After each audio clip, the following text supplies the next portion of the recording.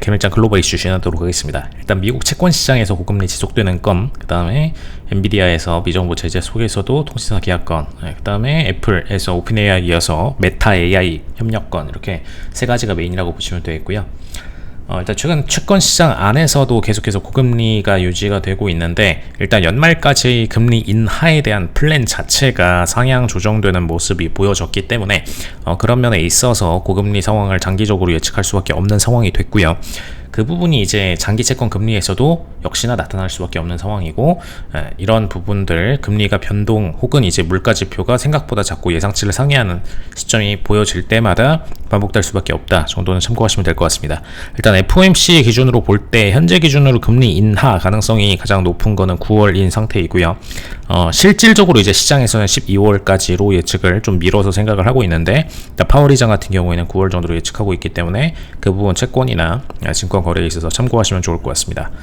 그 다음에 엔비디아에서 미국 정부 제재 속에서도 중동 통신사 계약건이 있는데, 사실 이제 미국 정부 규제 속에서 중동에다가 뭔가 신기술을 진출하는 거단 쉽지가 않죠. 수출하는 건 쉽지가 않은데, 대형 통신사 우레드와 AI 칩 대규모 수출 계약건을 체결을 했고요. 어쨌든 매출을 내야 하는 건이고, 매출을 낼 수 있는 기회가 있는데 굳이 정부 눈치 보느라 안 할 이유는 전혀 없죠. 그래서 그 부분에 대해서 무관하게 그냥 공급을 진행을 했다라고 보시면 될 것 같고, 우레드 같은 경우에는 데이터 센터 확장해가지고 엔비디아에 첨단 AI, 그 다음에 그래픽 처리 기술 직접 접속하려는 계획이다 정도로 보시면 될 것 같습니다. 네, 다만 이제 중동에서 이런 부분들을 접속을 한다고 하더라도 실질적으로 통신사 자체의 AI 서비스 정도로만 쓰이게 될 거고, 이게 뭐 중동 시장에서 계속적으로 매출로 이어질지 여부는 좀 미지수인 상태다 정도로 보시면 될 것 같습니다. 그 다음에 F1에서 아마존과 그 다음에 AI 스탯봇 도입 계획건이 있는 상태인데, 일단 포뮬라 1 같은 경우에는 아마존과 협력해서 경주 데이터 분석하려는 목적으로 AI 스탯봇 도입 예정이다라고 보시면 될 것 같고요.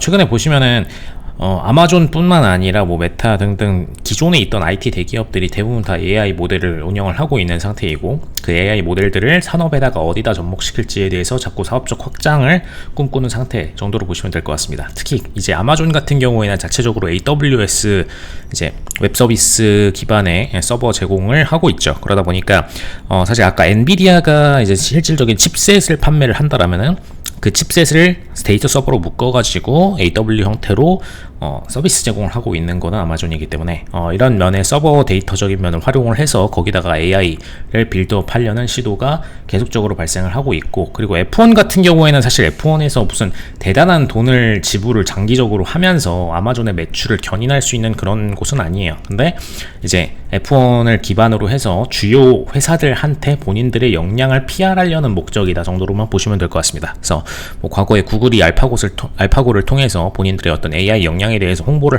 했던 그런 케이스가 있었는데, 뭐 그런 것과 유사한 케이스로 본인들 아마존 같은 경우에는 AI를 도입시켜서 F1을 경주를 관람하는 뭐 수많은 회장님들이 있겠죠. 그쪽에다가 계속해서 홍보를 때리려는 목적이 좀 크다 정도로 보시면 될 것 같습니다. 그 다음에 애플, 오픈AI에 이어서 최근에 이제 오픈AI랑 협력건 때문에 XAI, 일론 머스크의 XAI 쪽에서도 이거에 대해서 애플 기기 디바이스를 사내에서 뭐 보유하는 거를 제지하겠다 이런 식으로 굉장히 오픈AI에 적대감을 갖는 모습을 보였는데, 애플 같은 경우에는 여기에 추가로 이제 메타의 AI를 뭐 접목하겠다 이런 식으로 이제 사업적 확장 역량을 보여주고 있는 상태입니다. 근데 사실 애플 같은 경우에는 XAI와 협력을 하기에는 XAI가 아직 뭘 해놓은 게 아무것도 없어서 그런 거고요.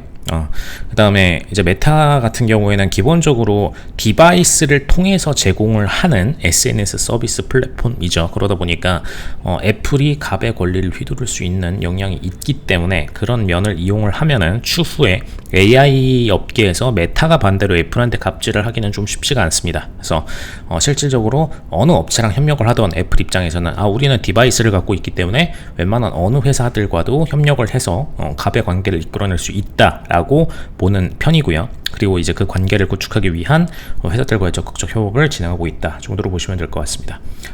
일단 이번 주 경제 캘린더 상에서 신규 주택 판매나 뭐 실업수당 청구건수 이런 거는 뭐 큰 지표는 아니니까 무시하시면 되겠고, 금요일에 있는 물가지수 부분만 유념하시면 되겠습니다. 네, 이상 블랙컨트 에코티였습니다.